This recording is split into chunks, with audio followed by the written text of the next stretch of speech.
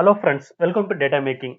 In this video, we are going to install Pycharm integrated development environment, which is short name called Pycharm Ide, to write your PySpark program and execute your PySpark program.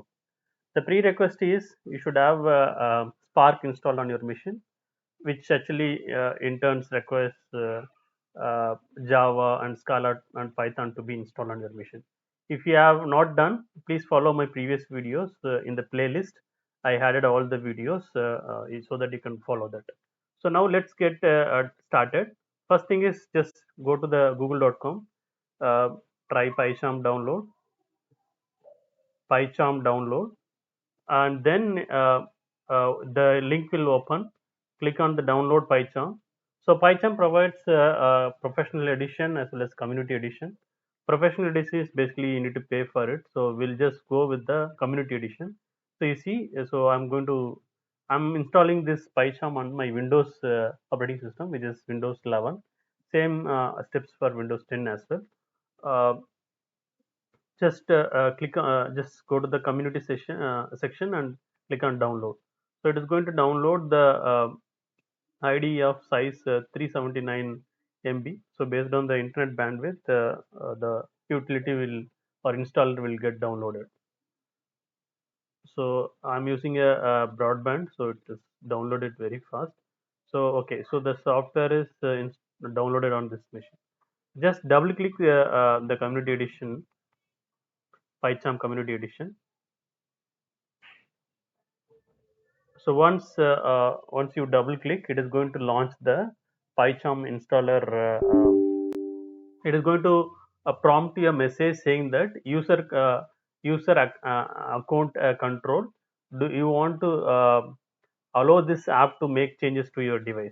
Say by default it will be no enabled. Just click on yes and continue. So then it will launch this window and click on next, and it is going to show you the where it is going to install it. I'm going to go with the default path where it is suggesting. I'll just click on next and then click on install. So it is going to start installing the Pycharm IDE on this machine. So it will just take couple of seconds. Just wait for it. After that, we'll launch the Pycharm IDE, and then we will write a simple code snippet for PySpark, and then we'll execute it. It's almost done. Make sure before you install Pycharm, make sure you install Python as well as the Java and Spark install on your machine. And you need to set those environment variable Java home, Scala home, Spark home. All this you can refer in my previous video. So I'll just click on run Pycharm community edition and click on finish. It is going to launch the Pycharm IDE. Okay, so it is just showing the terms and condition. Yes, I confirm that I have read and accept the terms of this user agreement. Click on continue. And if any issue you want to share the status, I don't want to send. Then now it is launching the Pycharm ID. So this is the welcome page of the Pycharm ID. I'll just go and change the go to customize. Click on this customize tab. So basically this background you see black color. I don't want. This is the Dracula theme. I'm just going to use the IntelliJ Light theme, and then you come to the project section and click new project. Okay. Now I'll just say hello world. I'll just keep the project name as hello world. Okay. Now I need to choose the interpreter, which is my uh, Python installation, right? So what we will do is we will also say basically it will open a main script. It will by default in the project comes with the main script. If you want the Python program name as main.py, you can say this. Otherwise, you can also untick it. I'll just click that. And interpreter, that where you install the Python, you need to choose. So basically, go to the system interpreter.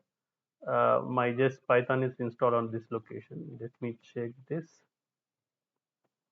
C:/users slash data, the username slash app data slash app data, and you say local. Inside local we have programs and Python. So this is where my Python is installed. Okay, so if you're not, it is not showing here, you can just click on this browse and navigate to this location. I will just add this location for your reference, and I will add it in the description section of this video. You can refer it. Okay, so then you can choose it. For me it is suggesting already, so I'll just say okay and just say create. So as I mentioned, it is going to create an empty project because I unticked the to create the I'll just close this. I'll just check my recording is going. Okay, so it is launched the uh, it launched the empty project. So we'll create a now uh, Python program to run the PySpark script. I will just pause this video for a minute. Okay, so we created a empty Python project, right? So in a Pycharm IDE, so just create a Python program. Just right click, go to new, right click on your project folder, which is hello world, and click new, and then Python file. Let's just give a name, like I just give name demo, so it will have demo.py. Just import, right, from PySpark. You have to actually import from PySpark package. So PySpark package is not there, so we will install the PySpark package. Go to file settings. You can use pip Python package install Python package installer, or you can go to the settings, file settings, and click on this project. Go to the Python interpreter. You see only pip and setup tools is there. Just click here and type PySpark. So the latest version of PySpark is having 3.3.0. Just install this.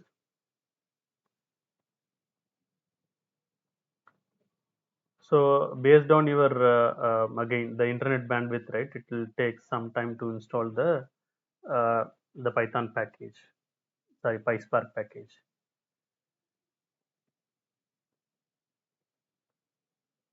Wait for a couple of minutes. Yeah, so it is couple of seconds. It's done. I'll just say, I'll just close this. So you see, PySpark is installed. Addition to that, Py4j also installed. These two packages necessary to run the PySpark program on your Pycharm IDE. So now I'll just import PySpark.sql and import the Spark session. Okay, Spark session is the class uh, or package where you can actually it is a class actually. So to create a Spark using a Spark session, we can create, you can actually access to the Spark cluster and submit our Spark program. So Spark, and also there is one more class called Spark context, which which is wrapped inside the Spark session object. Generally, the Spark context is the important class to interact with your Spark cluster and submit your job and run your Spark job. So in the Spark 2.x version onwards, the Spark's context object been wrapped inside the Spark session. So we need to create an object for this Spark session. So generally, when you write a program, what are the program you want as a run this program, not in a module, right? So example, if you want like kind of main method, if you want to have it, you can just have underscore name and equal to underscore underscore main. So what this means is, whatever code you write here, it will executed when you run this program directly. If you are calling this program from other program, this piece of code which is there inside this if block will not get executed. It's kind of main method will get executed when you run this program. Okay, I'll just put print method. Okay, PySpark demo application started. The application started. I'm sorry, started, and then just create Spark, which is the object of the Spark session, which I'm going to create. Dot builder method. I just give the app name as PySpark hello world demo. Hello world demo, and you need to set the master property, which is basically a cluster manager in a Spark. So we'll discuss about this. For now, I'll use it as a local, which means I'm going to run this program on a local mode, local Spark session mode. So I'll just say local, and then get or create. Call this function, which will create a Spark session object.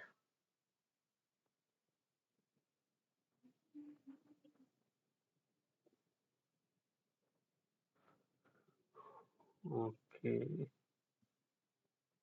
and then you can just check Spark context dot whatever we said, we'll just print it here.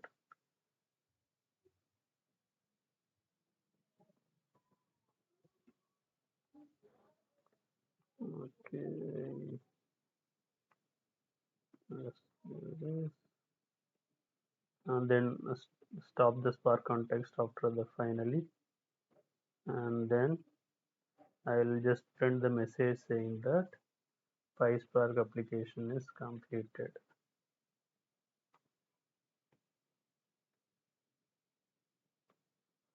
Okay, put this message here, completed. Okay, then we'll right click and execute this program. Now it is going to launch this program, PySpark program, and so it just it printed the, so initially it says PySpark demo application started.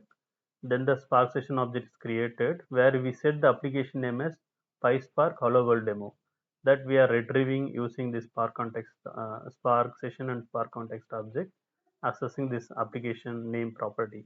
That's what it displayed here. And then finally we are stopping the Spark session object and close, just printing the another message. So now we were able to successfully execute a simple PySpark code snippet on the Pycharm IDE.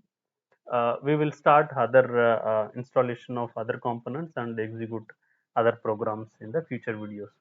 Thank you so much, friends. If you have any doubt, please uh, put your questions or suggestion on this comment section of this video. I will help you for it.